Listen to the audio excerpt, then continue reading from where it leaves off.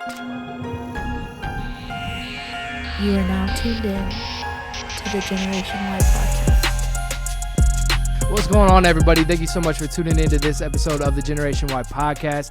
Do not forget to like, rate, review, subscribe, do all the things so we can be able to get people's stories out more effectively. And today we have none other than brand ambassador or CEO. You're CEO, right? Yes, I'm CEO. Okay, make some noise for Miss Mackenzie, everybody from Illinois, and with the whole brand, Stay Another Day. So what's up, Mackenzie? How you doing? I'm pretty good. How are you? Doing well. Honored that you were able to come on and talk about your brand and spread the awareness and everything. And so our producer, Taylor, actually put us on to your brand because apparently he was following, and I'm upset that we weren't following already. But so Stay Another Day. How where does this come from? How did you even start this? And where's it at now? So the 3 words "Stay Another Day" are super, super meaningful to me. I struggled with mental health my whole entire life, and I started to deal with suicidal ideations, basically just making a plan to take my own life when I was a junior in high school, and just the mindset of taking it one day at a time, 1 hour at a time, just breaking things down to a little picture is what helped me keep going. So that's where Stay Another Day came from. The brand's actually called SAD, which stands for Stay Another Day. But it kind of is an offspin of a business I started when I was in high school. So I graduated 2020 in high school, and it was COVID year. So things were a little bit crazy. The winter of that year, I started sewing headbands, scrunchies, keychains on a business called Mackenzie Page, just to kind of keep my mind busy and distracted from everything I had going on. And then COVID actually hit, and I sewed over 3,000 face masks. That led to my brand getting a lot of different exposure. Yeah, it was insane. Cutting the fabric, cutting the elastic, sewing them. It was insane, but it led me to being able to pay for my first 2 years of college. So things got better, things got worse. I just kind of had really high hopes that, college would be better, and everything had a reason of what I was going through. So I went to Rock Valley College in Rockford, Illinois, my first year. It was a really fun experience getting out of my hometown. A fresh beginning, new starts are always a really good thing. Definitely helped my mental health, but I still was struggling. I ended up managing it. We won nationals. It was a really awesome experience. But my sophomore year was a little bit different of a living situation. It just wasn't that great for my mental health. So I was dealing with some suicidal ideations again, didn't really know what to do. And I felt like I was asking for help there, and they weren't really giving me the time of the day and wasn't really listening to what I had going on. So I decided to transfer to my hometown, which is Bloomington, Illinois, and I played softball at Heartland Community College. And during this time, I was still struggling really bad, so I ended up admitting myself to a mental hospital. And in the week there, I did a lot of just reflecting on myself. The biggest thing that helped me out there was group therapy, and hearing other people's stories and their strength and courage to get better really, really helped me. So the next month of my life after I got out of the hospital, I was doing very, very, very well. And then unfortunately, I was playing softball again, and I was playing third base, and I took an 80-mile-per-hour fastball straight to my mouth. So it was crazy. Yeah, it hit me right here. Literally, your gums are like this. Split my gums in half. Was crazy. But it was my 5th concussion. So I had a lot of recovering I had to do. Yeah, I know. I probably should have stopped playing after the 3rd one, but I love softball. So yeah, during my recovery time, I pretty much couldn't do anything for a good 2 months because I was passing out all the time. But during my recovery time, there was 4 student-athlete suicides. And I wanted to use the platform I had on Mackenzie Page, which was the first business I started, just to advocate for people that went through things that I went through and just speak up about what I was going through. So I started posting videos. I sketched a few designs and released 6 mental health awareness hoodies on Mackenzie Page. And then in July of that year, I officially started Stay Another Day. So now it's just a whole line of mental health awareness hoodies. A highlight of our brand is that 988's pressed onto every single one of our items to bring awareness to the National Suicide and Crisis Lifeline. It's all throughout the U.S. We donate a portion of our proceeds to the Lifeline because it's something I think that definitely saved my life. But something a lot of people don't know about the Lifeline is that you can call for the sake of another person. So if you're worried about a friend, a family member, not sure how to help them out, you can always call that Lifeline as well, and they can help you help them. Yeah, that's awesome. That's awesome because like we partner with the 998 here in Oklahoma as well. So and I seen like in one of your hoodies, is it on the inside, Yeah, like yeah. the So sleeve? if you roll the cuff up, it is right here on the inside of the sleeve. That's dope. Um, And then on our t-shirts, if you flip up the bottom left, it's right there. Sometimes people tell us they wish it was on the outside, but I like that it's on the inside because it can be a hidden reminder as well. If you don't feel Yeah. like having a conversation about the Lifeline, you can always hide it and not have to talk about it. That's super dope. I like that idea. I think I can't remember one of my friends, Stuart. We were kind of talking about that, doing something on the inside where it's just a hidden meeting, just like you're saying. Yeah. So I love that, Mackenzie. You're dope. Did you know that you were like a creative person like this? Yeah, so my parents got divorced when I was in fourth grade, Yeah, and my mom kind of wasn't in my life for a while, and the way I coped with everything was crafting, just being creative. My grandma taught me how to sew, so I was always crafting and just kind of keeping my mind busy, and it was always just a creative outlet for me, just like the brand is today. Just yeah. sketching stuff, sewing, crafting, anything, just kept my mind busy and distracted from what I was going through. That's crazy. And you just knew. How did you figure out that like, yo, I want to just sell these? And then how did you start like building your like clientele and everything like this? So when I started speaking on like my own mental struggles on Mackenzie page, the feedback I got from it was overwhelmingly like amazing. Yeah. Because it's kind of like nobody wants to talk about it until like one person is like, okay, like it's normal to talk about it. It's okay to Right. speak on it. Yeah. Um, so once we got that really good feedback, I knew I really wanted to run with it in the thought of it could help other people.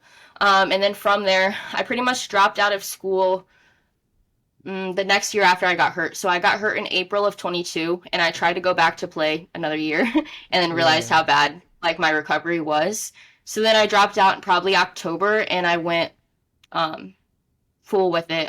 That's what I do full time ever since then. So That's really, awesome. I just kind of really think the biggest thing that's helped us grow is me being so vulnerable. A lot of Yeah. people look at that word and kind of steer away from it, but for me, you being vulnerable helps other people speak on what they're feeling or feel comfortable with what they're going through. Because, like I said, the biggest thing that helped me out when I was in the mental hospital was other people's stories and their strength to get better. So I share a Yeah. lot of what I'm going through on Instagram, Facebook, TikTok, especially. That has definitely helped us pick up in the last 3 months. I think we've been on TikTok Shop. Like this past week, we got almost 2,000 orders on TikTok Shop. It's been insane. Mackenzie, congratulations. That's crazy. Thank you. And do you have like a whole team or is it just you? Yeah, so probably so we started off on in a location right next door. It was probably like half of the size of the place we're in now, and we just moved Yeah. locations because we outgrown that space. Probably October. Yeah. And before we moved over, we had 2 employees plus my mom and my dad, and now we have a total of I want to say like 9 or 10 employees, including my mom and my dad. That's So awesome. yeah, like today we have in the store 4 employees working. That's incredible. And you have foot traffic coming in and everything too? Yeah, yeah. So it's a college town, so there's 4 different colleges in Bloomington. So that definitely Yeah. helps it out too. So we have Illinois State University, Illinois Wesleyan, Heartland, and then Lincoln College. So That's incredible. it's in Illinois, the Congratulations. middle of nowhere, but it's a pretty big town. Yeah, thank you. Yeah, that's so dope. Okay, so I love the whole fact. I mean, you probably already realized that the acronym and everything was SAD, right? Hmm. Okay, so I Yeah, love it's kind of funny. Oh, Yeah, go ahead. sorry. Sorry. It's just funny how I figured it out though, because when I was hurt, like obviously I knew about stay another days. Like I literally would tell myself those 3 words all the time. Yeah. And then when I was hurt, I was sitting in my dad's basement, like just sketching designs, keeping myself busy. And I was like, oh my gosh, like sad, stay another day. Like negative, it's Yeah. positive now. So Right. that's kind of when it clicked was when I was hurt. That's what I was about to bring up is like I think it's so dope that you were able to take something that's normally negative and turn that into a positive. And so good job on that. That's what I'm saying. Like you're super creative in a lot of different ways. And so that's Thank super you. cool. Were you good at like the whole business side of it straight out the gate or was it like a learning curve and everything? I would say somewhat of a learning curve, but I learned a lot through Mackenzie Page when I was sewing the headbands and the Right, scrunchies and right. everything. Probably in, I'd say a year and a half, 2 years, I built a 6,000 following on Instagram, and it was a pretty engaged following.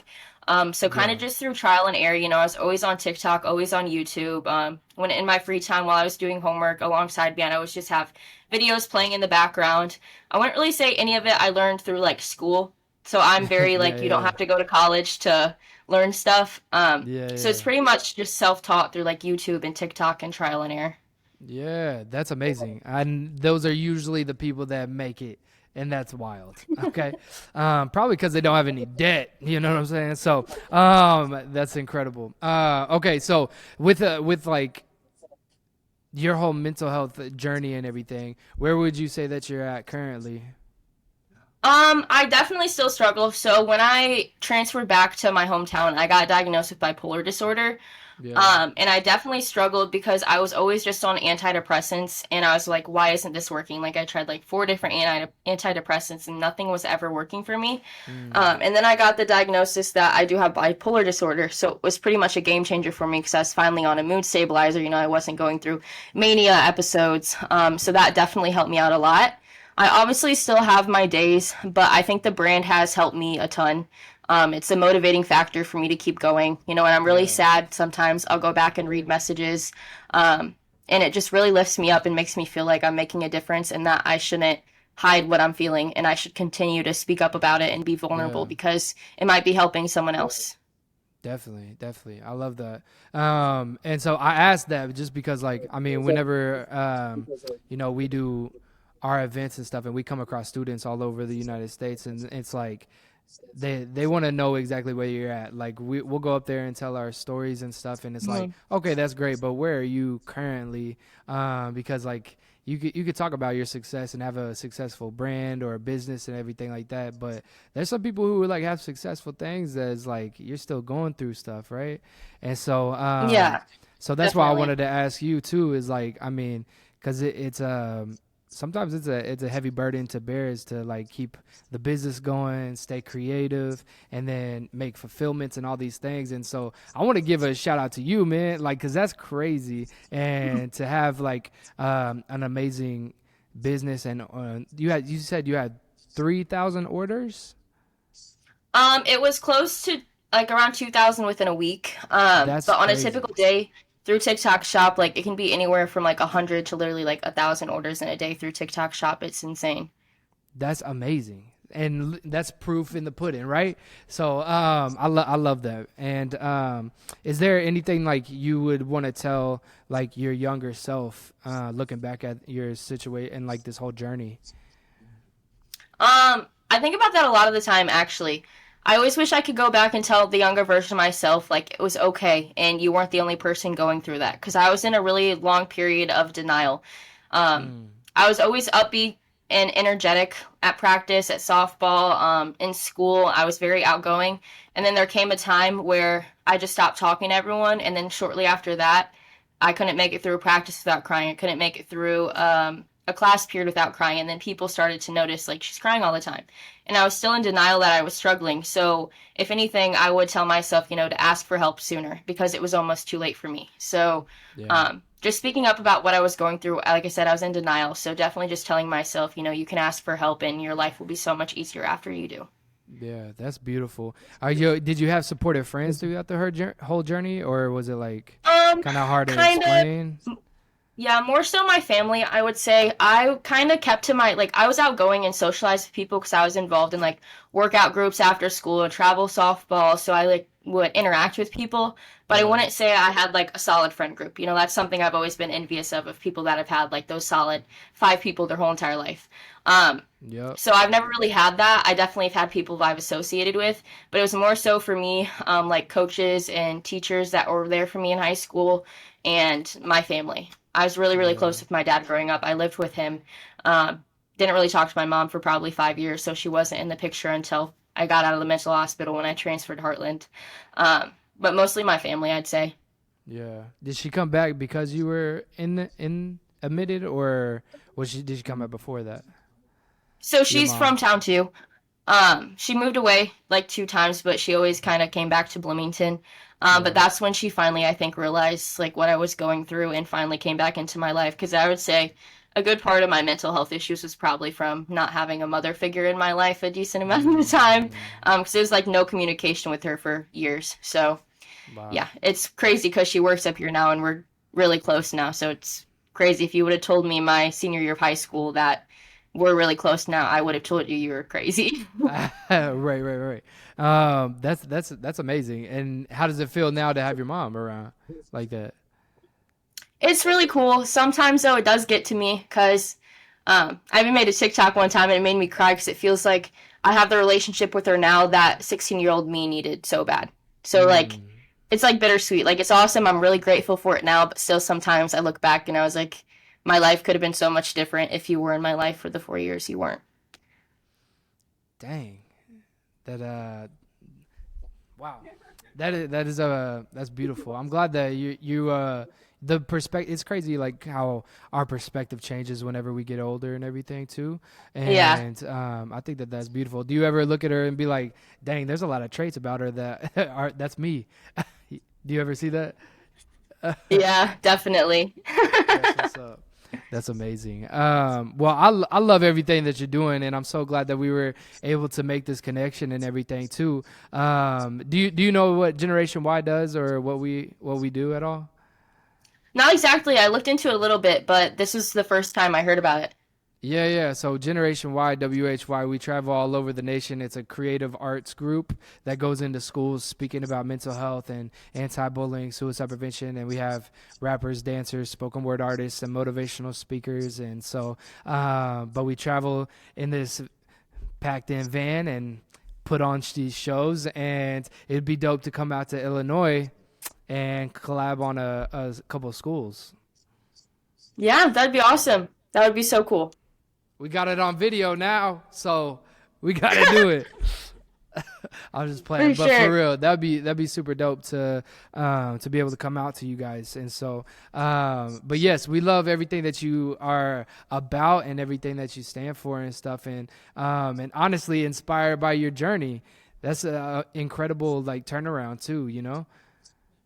Yeah, I definitely, if you would have told me I had terrible social anxiety when I was in high school, along with the other stuff I was going through. So if you were telling Yeah. me I was constantly talking about my mental health to strangers and just doing what I do now, I literally would have been like, there is no way. Like, that is not me. Wrong, Mackenzie.